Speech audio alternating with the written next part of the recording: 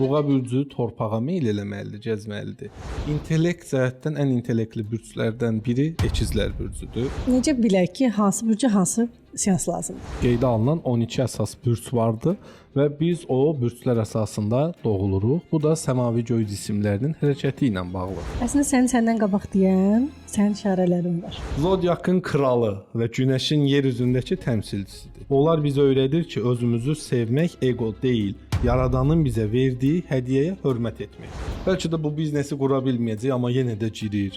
Ancaq riskdir. Desən çox atan həyatı nədir? Risk etmək. İmperiyaları quran adamların çoxunun bürcü Buğa, Oğlaq bu bürclərdən olurlar, çünki sabitdirlər. Hansı ayda kimlə tanış olasan, hansı təşrifləri alasan, nələr olacaq, nələr eləyəsən, müsbət və mənfilər. Bu bürclərdə görünür. Şəfacılar və terapistlər anlasa ki, onlara necə böyük bir xəzinə verdim.